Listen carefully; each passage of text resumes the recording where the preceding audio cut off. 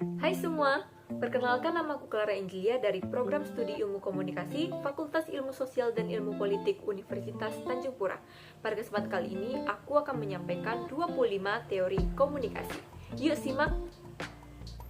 Teori yang pertama adalah teori behaviorisme. Teori behaviorisme ini dikemukakan oleh John Brodus Watson. Teori ini mencakup semua perilaku termasuk tindakan balasan atau respon terhadap stimulus atau rangsangan. Artinya, selalu ada keterkaitan antara stimulus dengan respon pada perilaku manusia. Teori selanjutnya adalah teori komunikasi humanisme oleh Nick Neal. Teori ini lebih menekankan pada pembagian pengawasan dan tanggung jawab bersama antar peserta didik, dengan harapan peserta didik nantinya mampu menyesuaikan diri dengan masyarakat. Teori agenda setting oleh McCann dan Shaw. Teori ini beranggapan jika suatu media menekankan suatu peristiwa kepada masyarakat, maka media akan membuat masyarakat yakin bahwa peristiwa tersebut penting. Dalam hal ini, media memiliki efek yang besar dalam mempengaruhi asumsi masyarakat. Teori selanjutnya adalah teori uses and gratification oleh Bloomer dan juga Kurtz. Teori ini beranggapan bahwa pengguna media memiliki peran aktif dalam memilih media apa yang akan digunakan. Sang pengguna dapat dikatakan sebagai pihak utama dalam suatu proses komunikasi dan berhak memilih media apa yang akan ia gunakan. Teori pengharapan nilai. Teori ini merupakan teori perkembangan dari teori uses and gratification. Teori ini bertujuan untuk mengetahui pengaruh media terhadap massa dinilai dari kepentingan penggunaannya. Teori nativisme oleh Chomsky dan Hadley. Teori ini berpandangan bahwa manusia merupakan satu-satunya makhluk Tuhan yang dapat berkomunikasi secara verbal. Di sisi lain, bahasa merupakan suatu yang kompleks, sehingga manusia senantiasa belajar untuk dapat berkomunikasi dengan makhluk Tuhan yang lain. Berikutnya ada teori inokulasi oleh McGuire. Teori ini berpendapat bahwa lebih baik membekali diri kita dengan argumen sanggahan daripada membiarkan diri kita tidak siap dalam menyangkal perspektif lawan. Dalam kata lain, bahwa orang yang minim akan informasi akan lebih mudah untuk dibujuk. Teori kultivasi oleh George Gardner. Teori ini berpandangan bahwa media massa memiliki efek yang bersifat kumulatif dan lebih berdampak pada tataran sosial dan budaya dalam masyarakat daripada personal seseorang. Teori The Spiral of Silence yang dikemukakan oleh Elizabeth Noel dan juga Newman. Teori ini berpendapat bahwa terbentuknya suatu pendapat umum dalam masyarakat ditentukan oleh proses saling mempengaruhi antara komunikasi massa, komunikasi antar pribadi, persepsi individu, dan juga pendapat orang lain. Teori komunikasi dua tahap yang disampaikan oleh Paul Lazarsfeld. Teori ini membahas mengenai efek media massa dan pertama kali diterapkan pada kampanye pemilu pada tahun 1940. Studi ini memiliki asumsi bahwa proses stimulus bekerja dalam menghasilkan efek ke media massa. Selanjutnya ada teori kognitivisme. Teori kognitivisme adalah teori yang lebih mengedepankan proses belajar dibandingkan dengan hasil dari proses itu sendiri. Teori belajar sosial oleh Bandura. Ia berpendapat bahwa perilaku manusia dalam suatu konteks interaksi tingkah laku memiliki hubungan timbal balik yang saling berkesinambungan. Teori komunikasi informatif oleh Shannon dan juga Weaver. Mereka berpendapat bahwa komunikasi merupakan perantara antara pesan dan juga bagaimana perantara tersebut memanfaatkan saluran serta media yang ada.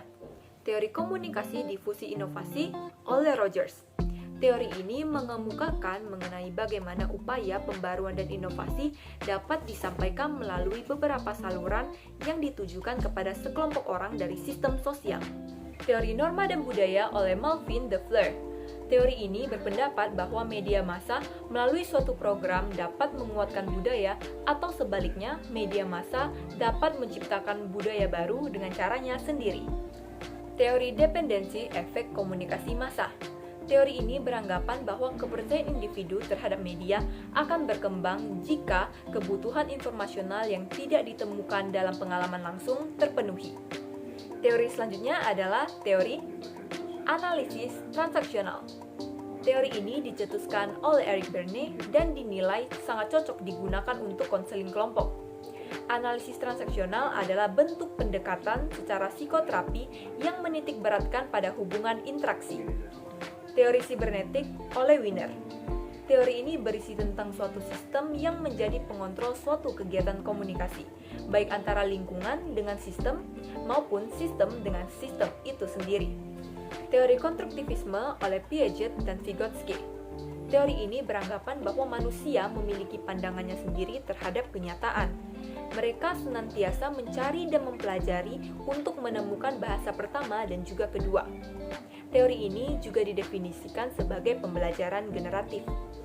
Teori sikap atau standpoint.